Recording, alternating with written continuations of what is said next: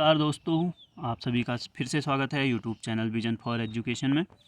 देखिए, आज की जो वीडियो रहेगी उत्तराखंड एलटी कोर्ट केस जो 28 अप्रैल का था, उसकी थोड़ी बहुत अपडेट।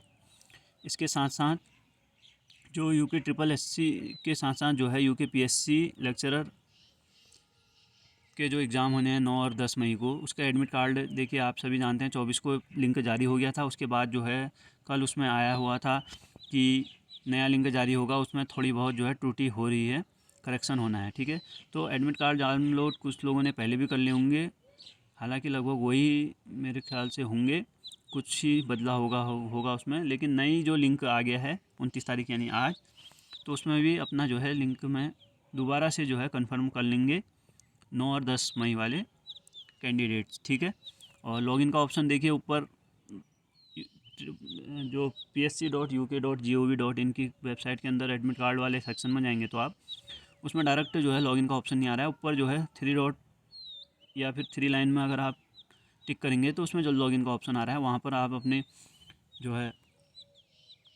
डिटेल्स डाल के एडमिट कार्ड डाउनलोड कर सकते हैं। ठीक है, बहुत से लोग सोच रहे हैं कि जो पेज है वो आधा ही खुला है, पूरा नहीं खुला है, लेकिन वो ऊपर से जो है उसको राइट टॉप से जो है उसको 3 डॉट से खोलना है। ठीक है, ये तो रही UK PSC lecturer admit card की बात। अब बात करते हैं उत्तराखंड एलटी कोर्ट केस की, जो कल 28 अप्रैल को जो सुनवाई होनी थी। देखिए, अन्य जो पिछली 2 सुनवाइयाँ हुई हैं उसमें कोई ख़ास तो हुआ नहीं था, तो इससे सभी को उम्मीदें थी कि 28 अप्रैल को जो है अच्छी सुनवाई देखने को मिलेगी और कुछ निर्णय निकल के आ सकता है। तो 28 अप्रैल को क्या हुआ, देखिए 2:30 बजे के लगभग इसमें केस का नंबर आ गया था लंच के बाद। तो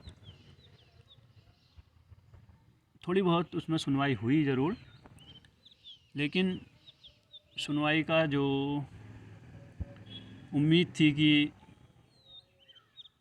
जजमेंट भी देखने को मिल सकता है या जजमेंट की ओर जा सकता है केस, वह थोड़ा सा जो है उसमें विलम्ब हो रहा है।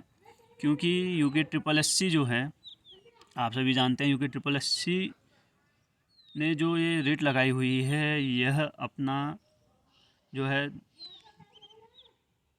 रिज़ल्ट को थोड़ा जो ये फैसला है इसको थोड़ा डिले करने के लिए लगाई हुई है। इसमें कोई सॉलिड रीज़न कुछ दिया नहीं गया है, वैलिड रीज़न नहीं गया है। अगर इसके ऊपर चर्चा हो जाती तो कंफर्म हो जाता है कि इसमें कोई ख़ास इतना बड़ा रीज़न दिया नहीं गया है। तो आप सभी जानते हैं यूके ट्रिपल एससी इन सब मामलों में हथकंडे ऐसे ऐसे अपना रहा है कि जैसा आपको भी आगे की डेट देनी पड़ जा रही है।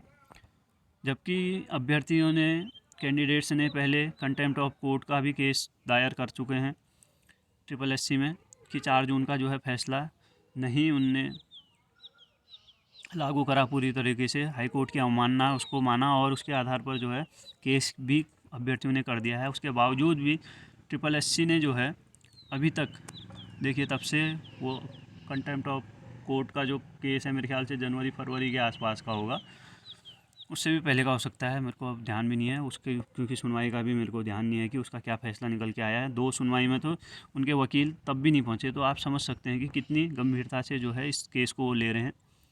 तो ट्रिपल एससी ने जो ये लगाई हुई है रेट, इसका जो क्वेश्चंस के आंसर बदलने के, तो इसके ऊपर भी जज साहब चाह रहे हैं कि वैलिड रीज़न है कि नहीं ये जानने के लिए, या फिर जो एक्सपर्ट की कमेटी बैठाई गई थी उसके संशोधन जो हुए थे वो वैलिड तरीके से हुए थे या उसमें बदलाव हो सकता है या नहीं हो सकता है, उस पर जो है अपना पक्ष रखने के लिए कहा गया था।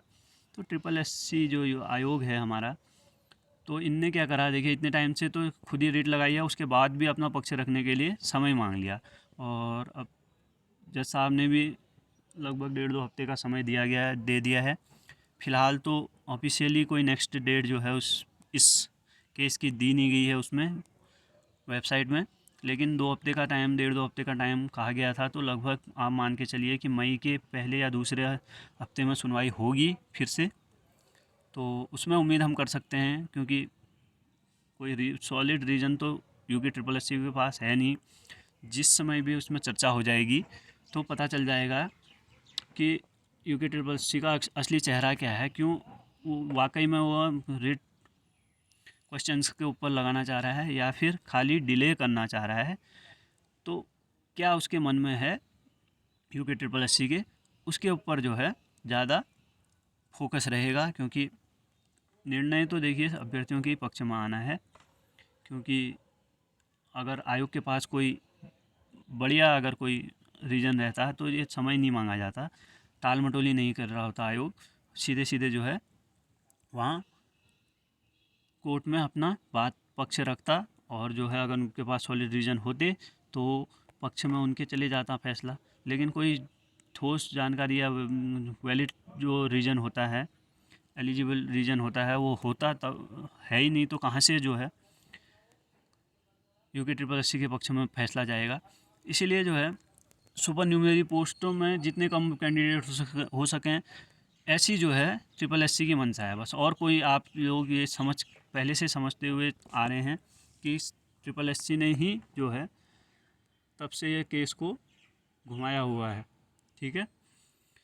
तो अगली जो भी डेट निकल के आती है उसमें अपना पक्ष रखने में ज़रूर मेरा मानना है कि SSC जो है फंस जाएगा जैसे ही अपना पक्ष रखेगा। देखिए उनके पास कोई सॉलिड रीज़न तो है नहीं, तो फिर डिसमिस होना ही है उनका जो वाद लगाया हुआ है उनकी ओर से। बस एक बार जो है 1 घंटे की बढ़िया डिस्कशन हो जाए इसमें, बस उसी में जो है फैसला आने की पूरी संभावना बन जाएगी। लेकिन अभी तक आप पहले से देखते हुए आ रहे हैं, डेट जो है बिना सुनवाई के आगे बढ़ा दी जा रही है। सिर्फ 1 घंटे की सुनवाई अगर हो जाए और दोनों पक्ष आधा घंटा भी अपना रख लें तो केस का फैसला आराम से हो जाएगा, ठीक है। तो नेक्स्ट अगर डेट आती है या कोई भी जानकारी निकल के आती है, अगर देखिए अर्जेंसी में लगा के इससे पहले इसकी देखिए अभी इस बीच तो अर्जेंसी नहीं लगेगी, 1.5 हफ्ते के अंदर क्या अर्जेंसी लगती है, 1.5-2 हफ्ते के अंदर जो है नेक्स्ट डेट आ जाएगी। आप मान के चलिए कि मई के पहले या दूसरे जो है सप्ताह के अंतर्गत आ जाएगी नेक्स्ट डेट। तो उसमें जो है संभावना बन रही है सुपर न्यूमरी पोस्ट और जो बची हुई सीटों के लिए रुके हुए अभ्यर्थियों के पक्ष में आने की संभावना बढ़ रही है, जैसा कि अभी तक का अनुमान लग रहा है, ठीक है।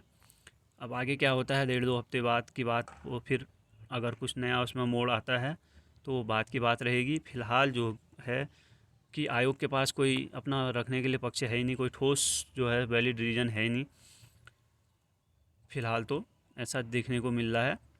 तो आशा करते हैं कि सभी कैंडिडेट्स या जो भी अभ्यर्थी रुके हुए हैं उनके पक्ष में ये फैसला जल्द से जल्द आ जाए। कोई भी नई जानकारी आती है इसके संबंध में तो आपके लिए वीडियो लाया जाएगा। तब तक के लिए चैनल पे बने रहिएगा। धन्यवाद।